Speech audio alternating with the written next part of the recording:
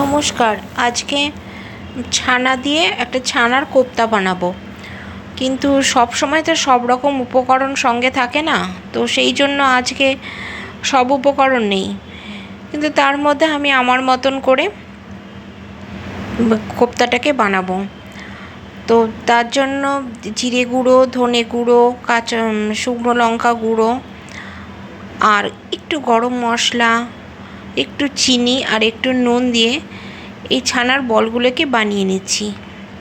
আমি একদিন আগেই বলেছিলাম যে আমি রান্নায় খুব একটা পটীয়সী নই, সেই জন্য এর আগে একদিন আমি ছানার বল করেছিলাম, তাতে আমি একটু কর্নফ্লাওয়ার দিয়েছিলাম, কিন্তু ওটা একটু শক্ত হয়ে যাওয়াতে, মাপের ঠিক গণ্ডগোল হওয়াতে আজকে আমি ঠিক করেছি এই ছানার বলে কোনো রকম কর্নফ্লাওয়ার বা ময়দা দেব না। আর এদিকে তার মশলা করব বলে কিছুটা পোস্ত, একটু চারমগজ আর একটু কাজু দিয়ে ভালো করে ধুয়ে নিয়ে পেস্ট করব। তাতে কটা কাঁচা লঙ্কা, একটু ধনে গুঁড়ো, জিরে গুঁড়ো, কারণ আমি ধনে গুঁড়ো জিরে গুঁড়ো বাড়িতে করি, তো সেই জন্য খুব ভালো মিহি পেস্ট হয়নি, তো এগুলো যখন আবার রান্না করি তখন আমি মশলার সাথে করে নিই। এবার ক্যাপসিকাম একটু কেটে নিলাম, কেন কী দেবো কী করব, সকালেই রান্নার একটা চিন্তা থাকে কীভাবে কী করব। এবার ক্যাপসিকামগুলোকে এবার চপ টপ করে কেটে নিলাম, তার সঙ্গে একটু টমেটো দেবো, দিয়ে ক্যাপসিকাম দিয়ে টমেটো দিয়ে আর এই মশলা দিয়ে এই ছানার বড়া রান্না করব। রান্না করাটা কোনো অসুবিধা হবে না, কিন্তু ঘটনা হচ্ছে এবার ছানাগুলোকে ভাজা। তো ছোট আমার যে কড়াইটা আছে সেটার মধ্যে ধারার সর্ষের তেল দিয়ে আমি বসলাম, রান্না করছি। কিন্তু রান্না অ্যাকচুয়ালি ধারা সর্ষের তেল বললাম মানে এই না যে আমি কোনো রকম ব্র্যান্ডকে বলছি, কিন্তু অ্যাকচুয়ালি আমি ব্যবহার করেছি এই মাসে আমি ধারা সর্ষের তেলটা এনেছি। একবার ভেবেছিলাম এটা সাদা তেল দিয়ে করব, কিন্তু তা দেখলাম সর্ষের তেলেই করি, তো দুটো মাত্র দিয়ে একটু টেস্ট করছি যে কীরকম হবে।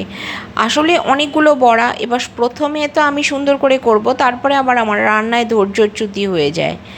তো এরকম কার হয়, আমার না হওয়াটাই উচিত, কারণ রান্নাটাকে এত হালকাভাবে নেওয়া উচিত না, তখন দেখা যাবে পরের বড়াগুলো আর খুব সুন্দর করে ভাজা হচ্ছে না। তো এইভাবে করতে করতে সব কটাগুলোকে ধীরে ধীরে ভেজে নিলাম, যদিও আজকে না ময়দা না কর্নফ্লাওয়ার কোনো কিছুর একটাও কোটিং দিইনি, শুধু ছানাটাকে মসলিন মানে ভালো করে মেখে নিয়ে আমি এই বড়াগুলো করছি। খুব আঁচেই করছি, একটুও কমাচ্ছি না, কারণ ভয় হচ্ছে যে যদি আবার ভেঙে ভেঙে যায় বোঝাই যাবে না যে কোন কটা বড়া হলো আর কটা বড়া হলো না। এক এক সময় মনে মনে ভাবি যে যারা আবিষ্কার করেছেন আমাদের এই রান্নাগুলো, ছানা কি সুন্দর একটা দুধ বার করে সেটাকে খাওয়া, আমার সব আদিম যুগে সব হিস্ট্রিগুলোকে দেখতে আর শুনতে ইচ্ছা করে যে কীভাবে মানুষ আমাদের এই বিবর্তনের পথে নিয়ে এসেছে। আজকে না হয় আমরা একটা রেসিপির জায়গায় চেঞ্জ করে একটু অন্যভাবে চেঞ্জ করে করতে পারি, কিন্তু তৈরি করা যে কোন খাবার থেকে কী খাবারে আসা। আবার এই যে ছানাটা দিয়ে যে করলাম, এই ছানাটা যদিও আমার দোকানের কেনা ছানা, আমি বাড়িতে করিনি, ছানাটা দিয়ে করলাম, এটা দিয়েই কিন্তু আবার তৈরি হয়ে যায় রসগোল্লা। তো বেশ অনেকগুলো ছানার বড়া ভাজতে হবে, আমি একটুও ময়দা দিইনি, কারণ হচ্ছে আমি এরপরে না আমি ঠিকমতো প্রত্যেক দিনই ভাবি যখন প্রত্যেক দিন রান্নার ভিডিও শ্যুট করব আমি সমস্ত মেজারমেন্ট করে করে করে করে করব, কিন্তু এত তাড়া থাকে। অ্যাকচুয়ালি আমি রান্না ম্যাক্সিমাম টাইম সকালেই করি, আর এইসব যে রান্নাগুলো করি এগুলো আমার টিফিনে নেওয়া, আমার ছেলে বা হাজব্যান্ডের টিফিনের জন্য বা ঘরে একটু খাবার জন্যই করে থাকি। ফলে আমি যে গুছিয়ে গুছিয়ে সুন্দর করে করব সেটা আমি ঠিক সময় পেয়ে উঠি না।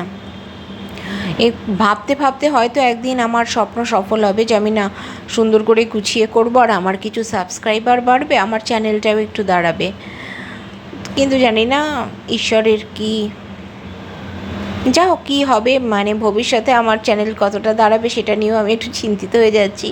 কারণ যা হোক হয়তো যা হোক এই দেখুন না, এই যে তেলটা কীরকম কালো কালো হয়ে গেছে, তা কিছুটা তুলে নিলাম।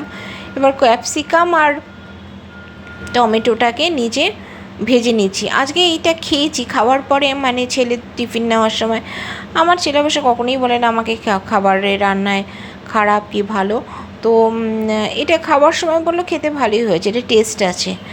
তো এই টমেটো দিয়ে একটু নুন দিয়ে দিলাম। অ্যাকচুয়ালি প্রতিটা রান্নায় আমি দেখেছি একটু নুন যদি দিয়ে দেওয়া যায় না, তখন সঙ্গে সঙ্গে ওটা নরম হতে থাকে। পেঁয়াজে বলুন বা যে কোনো রান্নায় যে তেল দিয়ে তার সঙ্গে, যদিও আমি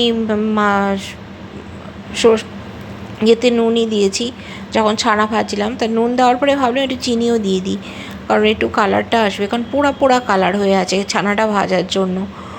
যাই হোক, এটা এখন ভাজতে অনেক টাইম লাগবে। টমেটোগুলো তো না হয় নরম হয়ে যাবে, ক্যাপসিকামগুলো তো বেশ শক্ত শক্ত না, বেল পেপার হয়ে যায় যখন, তখন সেগুলো একটু নরম হয়ে যায়, কিন্তু এই ক্যাপসিকামগুলো বেশ শক্ত শক্ত, তো ভাজতে অনেকক্ষণ, তাই আমি ততক্ষণ ভাজাই হোক।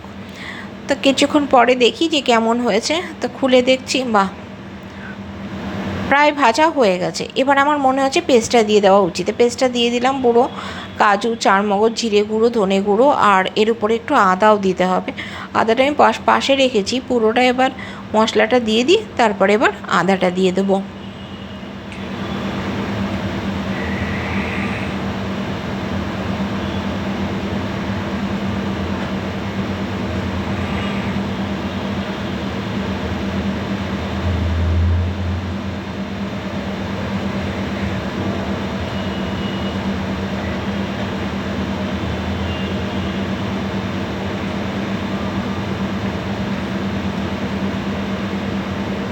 এবার হচ্ছে গোলমরিচ দিয়ে দিলাম। গোলমরিচ দিলে একটু টেস্টটা খুব ভালো হয়ে যায়। আর এতে আমি শুকনো লঙ্কা দিচ্ছি না, কারণ শুকনো লঙ্কা অলরেডি দেওয়া, কাঁচা লঙ্কা অলরেডি আমি পেস্ট করেছিলাম। একটু হলুদ দিলাম, বললাম গোলমরিচ আর হলুদটা কি খুব ভালো চলে। আদা পেস্ট, আমি কিছুটা আদা পেস্ট করে ফ্রিজে রেখে দিয়েছিলাম, আদা পেস্ট করে এর মধ্যে দিয়ে দিলাম আদা পেস্টটা। এবারে এটাকে বেশ কষাতে দিতে হবে। একটু জলও পড়েছে, টমেটো আর আপনার ক্যাপসিকাম সবই দেওয়া আছে, তো ঢাকনা দিয়ে রেখে দিই, কিছুক্ষণ ঢাকনা দিয়ে দেওয়া থাক। এবার একটু খুলে দেখি যে কেমন হলো। দেখুন প্রায় তেল পাশ দিয়ে ছাড়ছে, মানে মশলা কষেই গেছে পুরো। মনে হচ্ছে আর একটুখানি নাড়িয়ে নাড়িয়ে কষিয়ে নিই, কিন্তু প্রায় মশলাটা কষেই গেছে। দেখতে কিন্তু ভারী সুন্দর হয়েছে।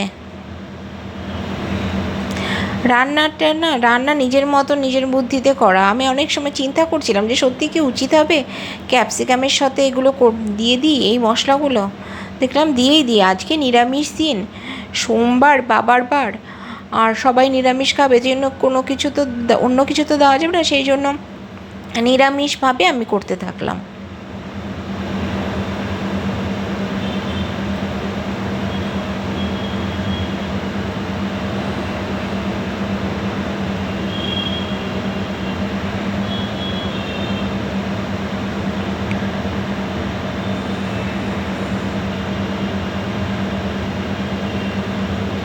এবার কষিয়ে কষিয়ে নিয়ে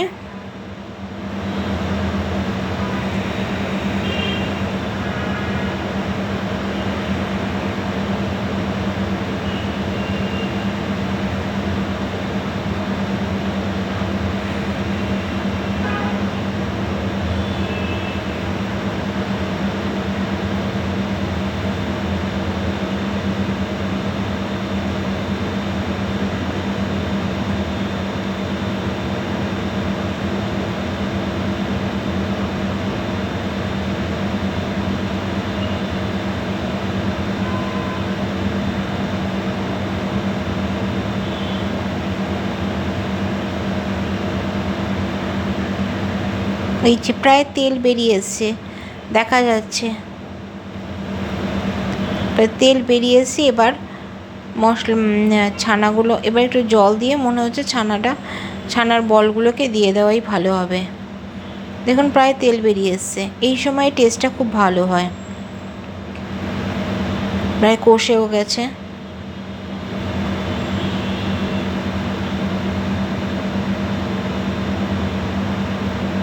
কাজু, পোস্ত আর এই চারমগজের মশলাটা যখন কষে যায় না, তখন সত্যিই খুব সুন্দর হয়।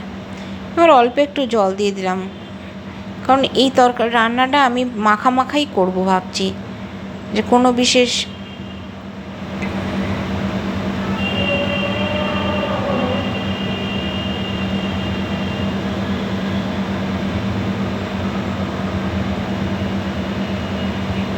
এবার ছানাগুলো দিয়ে দিই, অল্প একটু ফুটিয়ে নামিয়ে নেব। দেখুন ছানাগুলো প্রায় সবকটা বল হিসেবে নেই, কিছুটা রয়েছে।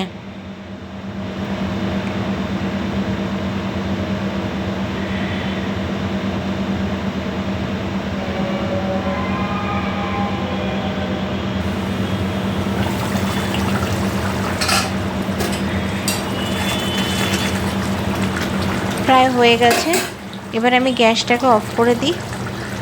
আমার রান্না শেষ। গ্যাসটা অফ করে দেওয়ার পরেও কিছুক্ষণ ফুটছে, দেখুন একটু একটু করে। এবার আমি রেখে দেবো সব।